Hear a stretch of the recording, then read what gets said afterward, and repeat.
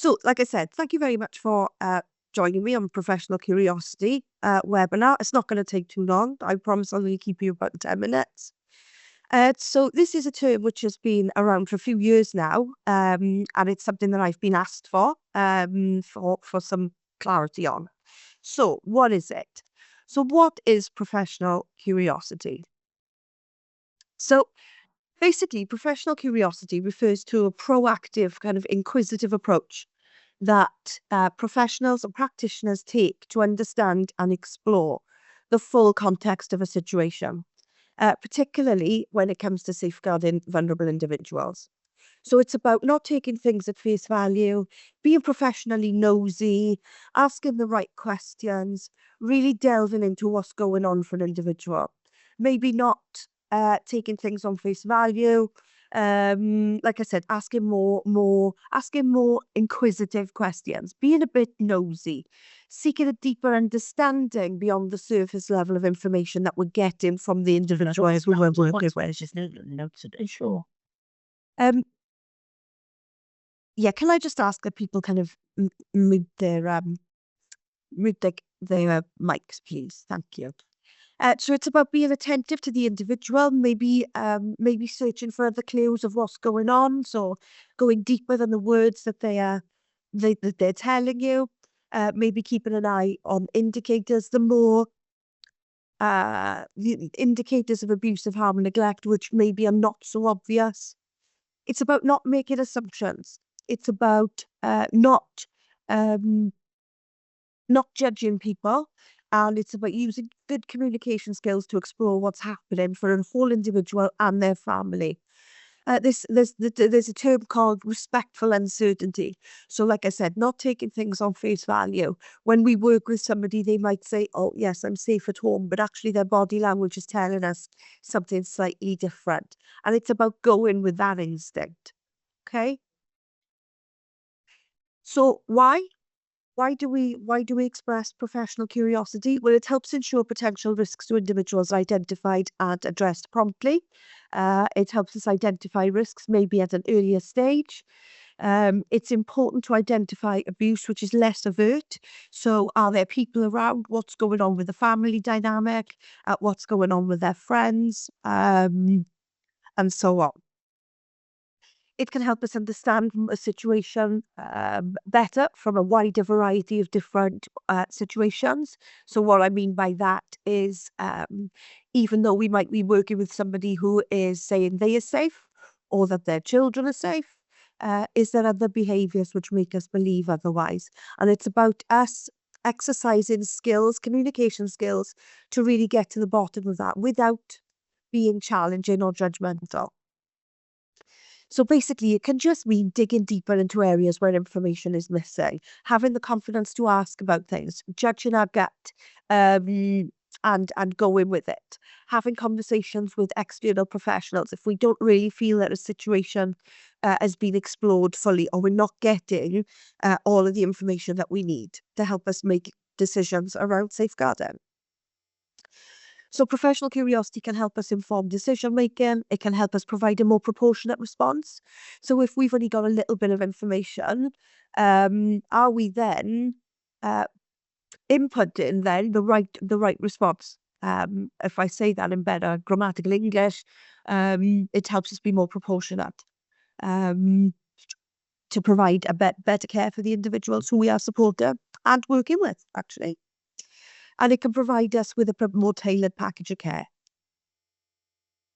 So, some of the skills involved with professional curiosity would be, look, is there anything which is making you feel uneasy? In every safeguarding training that I deliver, I always tell staff, I trust your gut. If there's something that doesn't feel right, ring it. Let's discuss it. Let's talk about it.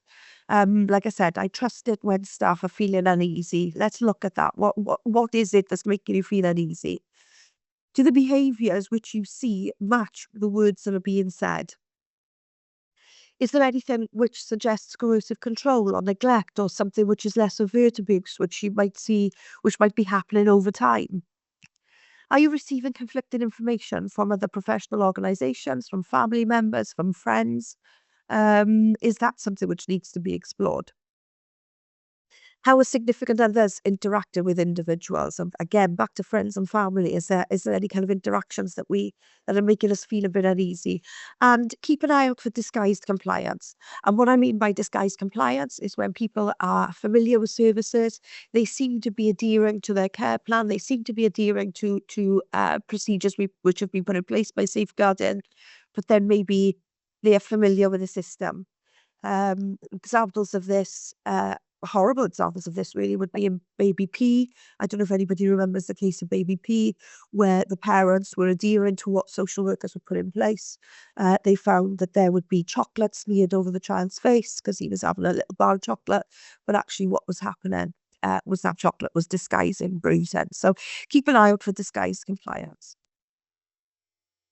Ask questions, don't make assumptions, clarify things, be genuinely interested in their responses. This isn't about challenge. This is about building trusted relationships with the people that we're working with, being genuinely interested in them, their life, their friends, their family. Spend time engaging with them and their families if possible. Watch out for the interactions between their loved ones and them. Don't be afraid to ask more questions, but ensure that we're not being judgmental with our questions. Why can be considered a judgmental question in itself. So change that up to what are the reasons for? A lot less judgmental. Be prepared for answers, be open, don't be shocked, and show empathy when individuals share information with us. Use your motivational and interviewing skills. Listen, are you being told mismatching information? Do you believe some things need further clarity? Are you picking up on non-verbal cues as well as verbal cues? Are there any concerning interactions with others? And finally, clarify. If we're not sure, are there other professionals involved? Are multidisciplinary meetings need to be held? Do we need to gather the gut instinct from other professionals which are involved in the team? Is everything adding up? And professional reflection. Have we missed anything? Um, Always a good conversation to have, always good to reflect on our conversations with individuals. Do we need to go back and seek further clarity? Always good to reflect professionally on our own practice too. And finally, the impact of not exercising professional curiosity. Well, opportunities can be missed. Key signs or indicators of abuse or neglect can go unnoticed, resulting in greater harms to individuals. Serious case reviews. There are many serious case reviews where a lack of professional curiosity led to negative outcomes. The one which springs to mind, particularly, would be the case of Victoria Columbia, if anybody's familiar with that. Lots of professionals were involved in Victoria's case. Information wasn't shared. Further information wasn't seek, and the results were catastrophic. And it can result in a breakdown of trust. If individuals do not believe their concerns are not being taken seriously, they may not disclose any further, and again, can result in catastrophic responses.